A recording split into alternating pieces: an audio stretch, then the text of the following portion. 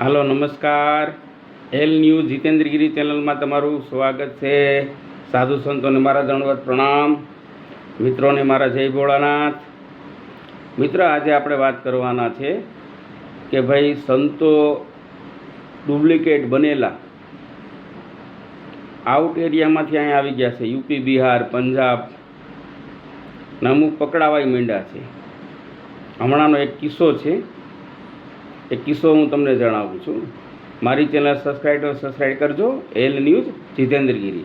L news જીતેન્દ્રગીરીની અંદર મિત્ર ધાર્મિક સમાચાર આવતા હોય છે. મંદિરો, ગુફાઓ, સાધુ સંતોના દર્શન કરાવતો હોય છે. સ્થળો પર હું ખુદ જતો હોય છે. મિત્ર, એલ ન્યૂઝ જીતેન્દ્રગીરીમાં આપણે આ રીતે સમાચાર આપીએ છીએ. તો આપણે હવે તમને વિગત જણાવું છું.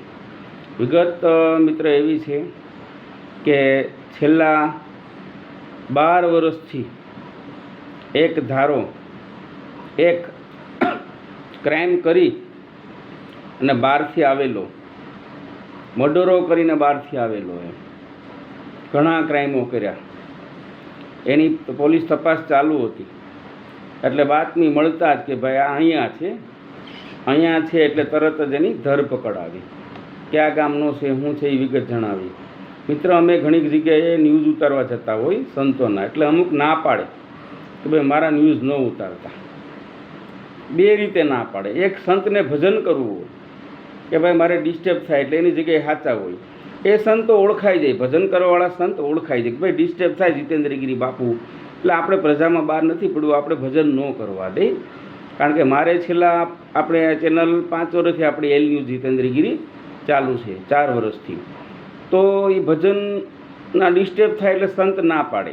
પણ તમે એ ના પાડે તો એના સ્વભાવ એ રીતની વાત હોય, એના શબ્દો એ રીતના હોય, એ સમજાવે ને આપણે જોઈએ કે નહીં આ બાપુ ખરેખર ભજન કરે છે. ભજન કરે એટલે ના પાડે બાપુ રહેવા દો, એમ આપણે બહાર પડવું નથી ને મારે ભજનમાં ડિસ્ટર્બ થાય. હવે મિત્ર, એક બીજો સંત ના પાડતો હોય, સંત તો ન કહેવાય, એ તરત કે નહીં ભાઈ આપણે કંઈ કરવું નથી. હો ભાઈ, મારું બહાર પડવું જ નથી, હું આ છે, હું આમ કરી નાખું, હું આમ કરી નાખું, હું ઉડતા પંખી પાડી દઉં, હું 24 કલાક ન થવા દઉં. મિત્ર, હુંકારો હોય, અહમ હોય, અભિમાન હોય, ત્યારે માનવાનું કે આ સંત નથી, આ બનેલો સંત, ડુપ્લિકેટ બનેલો સંત છે. ડુપ્લિકેટ, અને સંત તો ન કહેવાય પણ ડુપ્લિકેટ છે. આ પ્રાણી એણે ભગવા ઠપકારી લીધા બચવા માટે.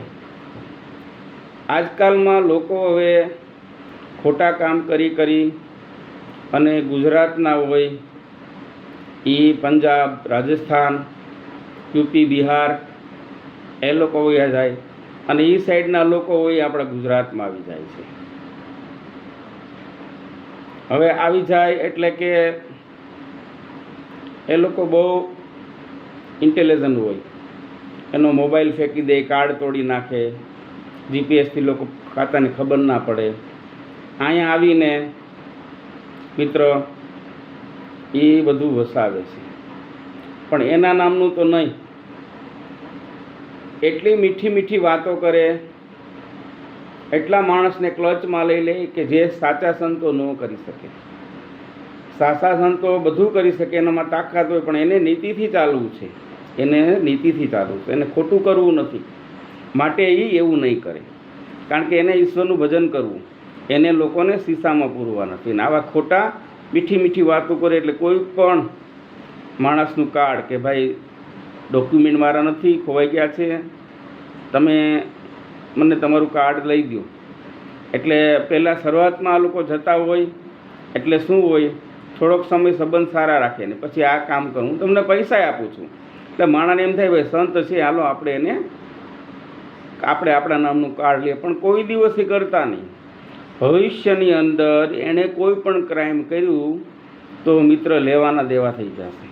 કાર્ડ તમારા નામનું હોય, ભલે એણે ક્રાઇમ કર્યું હોય પણ તમે ફસાઈ જશો. એટલે આવાને કે કોઈ પણને તમારું જે કાર્ડ હોય ને, જીઓનું કાર્ડ લે, આઈડિયાનું કાર્ડ, એરટેલનું કોઈ પણ કાર્ડ, એને તમે તમારા નામ ઉપર કાર્ડ લઈને એને ન આપો, મુસીબત થઈ જાય. આજે સંતને પકડો એમાં એવું થયું કે જેનો નંબર હતો એ આપણો સૌરાષ્ટ્રનો હતો અને એ બાબા તો અત્યારે એનું મૃત્યુ થઈ ગયું છે. પોલીસે તપાસ કરી, એ પણ હું તમને વાત કરીશ.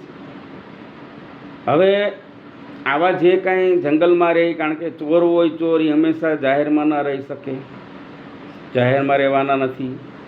એ લોકો જંગલમાં રહેતા હોય, ગામની દૂર રહેતા હોય, ક્યાં કોઈ મંદિર હોય ત્યાં એમ કે ભાઈ હું સેવા કરીશ, મને રહેવા દો. કોઈ જંગલમાં કોઈ સાધુ હોય ભાઈ મને સેવા કરીશ, મને અહીં રહેવા દો એમ. એટલે આપણું સાધુ તો ભોળા રહે, ભાઈ તું રે, સેવા કર અને આનંદ કર, ભજન કર. આપણા સંતો તો ભોળા, કારણ કે આપણા સંતોને પેટમાં પાપ નથી, કપટ નથી, ભજન કરવું છે. પછી સમય આવતા મિત્ર જેની સાથે એ રહેતો હોય એ બાપુને પછી એની સાથે લાગણી બંધાઈ જાય, એને તો કંઈ ખબર હોતી નથી. એટલે એને ચેલો બનાવી દે.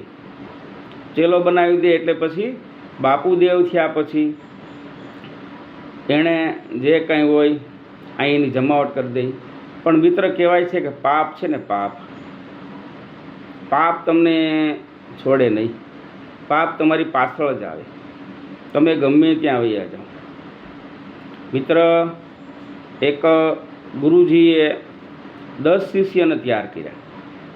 એમની એક્ઝામ આવી, પરીક્ષા આવી. એટલે ગુરુજીએ કીધું કે ભાઈ આજે આપણે પરીક્ષા છે તમારી, એટલે એક સફરજન આપ્યું. 10ને સફરજન આપી દીધા. શું આપ્યું? સફરજન.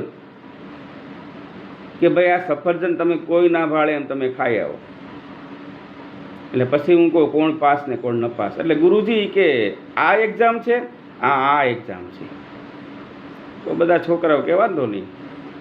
એટલે કોઈ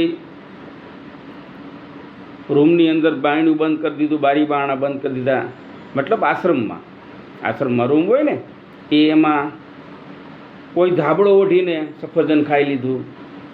કોઈ બાથરૂમમાં ગયા હોય, મતલબ સ્નાન કરવાનું બાથરૂમ, એમાં ખાઈ લીધું. બાળકો, નાની ઉંમરના બાળકો, એટલે એને તો શું હોય. એટલે એક છોકરો હતો એમાં, એ બધા આવ્યા. એટલે ગુરુજી મેં આમ ખાધું, મેં એટલે કે કોઈ મને ગુરુજી જોયો નથી. કે એક છોકરો હતો એ કે ભાઈ તે કાં સફરજન ન ખાધું? ત્યારે એણે શું કીધું ખબર તમને? એ કે ગુરુજી કોઈ જોતું નથી, પણ ઉપરવાળો તો જોઈ ને. ગમે એમ કરું ઉપરવાળો મને જોઈ જવાનો છે, એટલે મેં સફર. 10 છોકરામાં મિત્ર એક છોકરો પાસ થયો. ગુરુજીએ એને શિષ્ય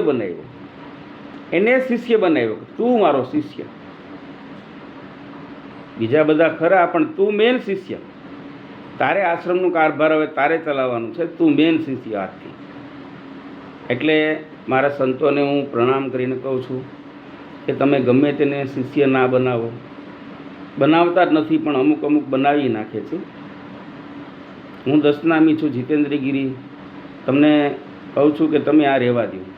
ઘણીવાર આપણી પાછળ એક વ્યક્તિ એવી આવી જાય એટલે આપણા સાધુ સંતમાં બહુ અસર પડે છે. એટલે આ રીતે કોઈ પણ બહારથી આવતા હોય તો એની તપાસ કરો, એના ડોક્યુમેન્ટ ચેક કરો, વેરીફાઈ કરો, પોલીસ વેરીફાઈ કરાવો કે ભાઈ આને હું શિષ્ય બનાવું છું, આ બહારનો માણસ છે, જેથી કરીને તમને વાંધો ન આવે.